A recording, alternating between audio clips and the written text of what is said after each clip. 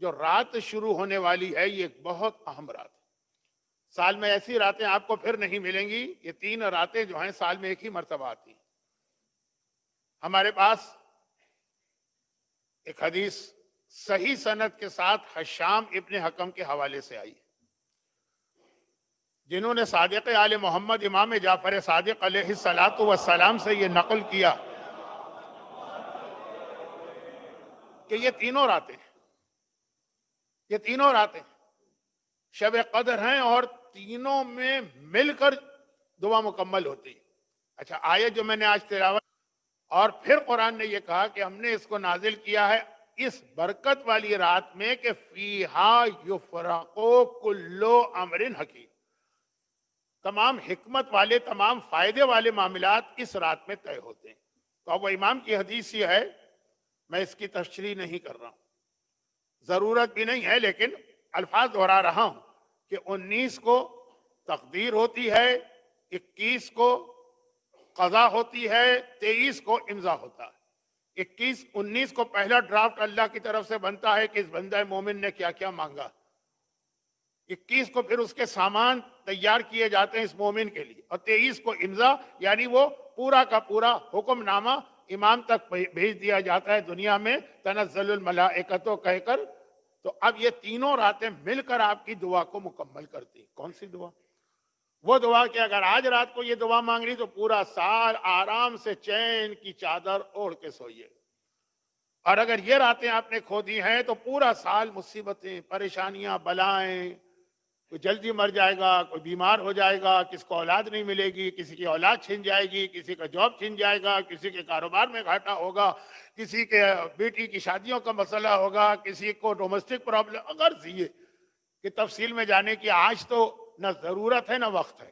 یہ جو دعا کے حوالے، اصل تو بات دعا کے حوالے سے چل رہی تھی نا کہ دعا قبول نہیں ہوتی ہے اس کی وجہ سے.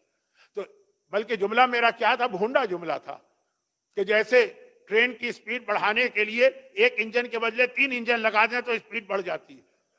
تو یہ دعا کی طاقت بڑھ جاتی ہے چند چیزوں سے. وہ تذکر وہ والا جملہ تھا جس میں یہ بات آ گئی. مگر جو سب سے زیادہ دعا کو جلدی قبول کرنے والی چیز ہے وہ وسیلہ، ڈائریکٹ نہیں، کسی وسیلے کے ذریعے. اور اب میں وہ بات کہہ رہا ہوں جو آپ حضرات کے علم میں بھی ہے، لیکن ذرا یاد دہانی کے لیے. آپ حضرات دعائیں مانگتے ہیں مختلف وسیلوں سے. سب سے بڑا وسیلہ تو مولا کا ہوتا ہے، یا علی، اٹھتے بیٹھتے گرتے سنبھلتے سوتے جاگتے، سب سے بڑا وسیلہ یا علی. پھر آقا عباس ہمارے یہاں، یا کاشف الکرب عن وجہ الحسین اکشف کربی بحق اخیک الحسین باب الحوائج عباس. مختلف وسیلے. لیکن میں خاص بات آپ کو بتاؤں جو نجف اور کربلا کے حوزہ علمیہ کے اندر مجتہدین کے درمیان رائج ہے، ان کا تجربہ شدہ. دیکھیے 2 چیزیں ہوتی ہیں. ایک چیز یہ کہی جائے کہ یہ فلاں دعا ہے، بہت اس کی تاکید آئی ہے، بہت اس کی فضیلت ہے پڑھی. اور ایک ہے آپ کا یہ مجرب ہے، یعنی ہم نے خود کئی دفعہ، ایک بار نہیں کئی دفعہ پڑھی ہے اور اس کا ہم نے فائدہ دیکھا. خالی کتاب سے دیکھ کر کوئی چیز نہیں بتائی یا سنی سنائی بزرگوں سے نہیں بتائی، مجرب خود تجربہ کیا. اور دیکھیے اتفاقاً ایک آدھ مرتبہ تو ہو سکتا ہے کوئی عام سی دعا بھی فائدہ دے، مجرب کا مطلب ہے بار بار جب ضرورت پڑی. تو جو ہمارے حوزے کے آخری درجے کے جو علماء ہوتے ہیں، میں بہرحال بار بار وہ نام تو لیتا ہی نہیں ہوں، لیکن ان کے القاب بھی نہیں لینا چاہتا اس وقت، لیکن سمجھے ٹاپ کے اوپر جو ہمارے یہاں ہوتے ہیں ان کے درمیان مجرب یہ چیز مشہور ہے کہ اگر کوئی بڑا مسئلہ ہو، کوئی بڑی حاجت پیش کرنا ہو، تو طریقہ کار ہے کہ نظر کرو. اور نظر کیا کرو؟ ہمارے ہاں بھی بہت ساری نظر ہوتی ہے، اگرچہ ہمارے یہاں کی نظر جو ہے وہ شرعی طریقے سے نہیں ہوتی. میں نہیں کہہ رہا ہوں غلط حرام ہوتی ہے، گناہ ہوتی ہے، نہیں، وہ نظر غلط ہوتی ہے، یعنی اس کو پورا کرنا واجب نہیں ہوتا ہے. جیسے میرے ہاں میں نے آپ کو کل بھی بتایا کہ میرا تعلق، میرے بزرگوں کا تعلق یو پی سے ہے، تو شہزادی کی کہانی پڑھی جاتی ہے، مجرب اس کا پہلا حصہ، دوسرا حصہ تو خیر غلط ہے.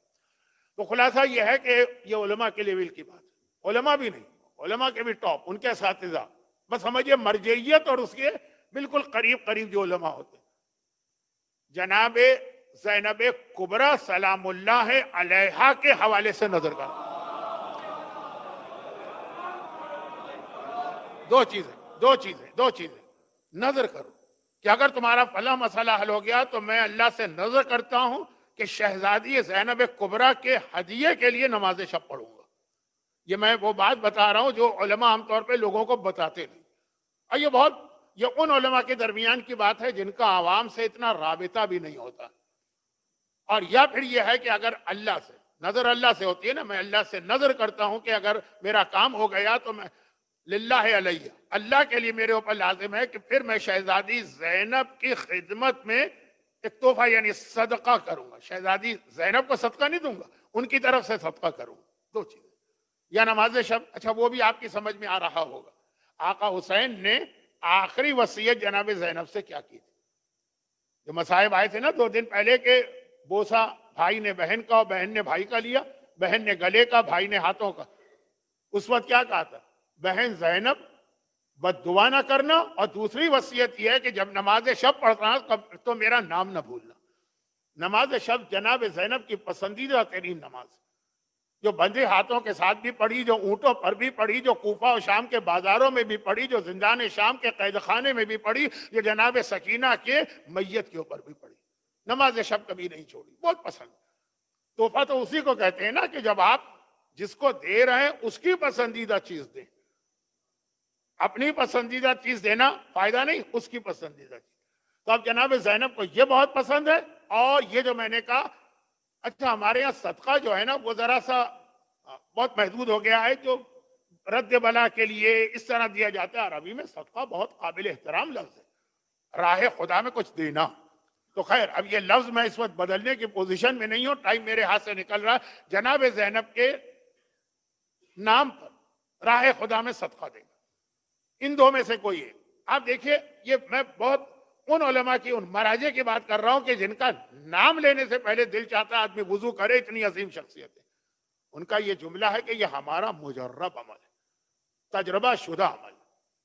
اور اس سے پہلے میں 40-45 سال سے کہتا آ رہا ہوں، جب جناب زینب کبریٰ کے روضے کی طرف لوگوں کی توجہ بھی نہیں تھی کہ حاجت جتنی جلدی وہاں پوری ہوتی ہے یا ان کے نام سے پوری ہوتی ہے. مجھے یاد ہے کہ کسی نے اعتراض بھی کیا تھا کہ کیا اس کا مطلب آپ یہ بتا رہے کہ نجف سے بھی زیادہ؟ میں نے کہا تھا ہاں، اور جواب بھی دیا تھا، اور وہ جواب آپ بھی سن لی. میں نے کہا ہم نجف جاتے ہیں، مولا سے ایک حاجت مانگتے ہیں، زری پکڑ کے کہہ رہے ہیں کہ یا امیر المومنین یہ میرا مسئلہ حل کیجئے. مولا کہتے ہیں 1 منٹ ٹھہرو، میری بیٹی میرے پاس آ رہی ہے، میں ذرا اس سے پوچھ لوں وہ کیوں آ رہی ہے، پھر تمہاری بات سنتا ہوں. زینب لا رہی ہے ایک مومن کا مسئلہ.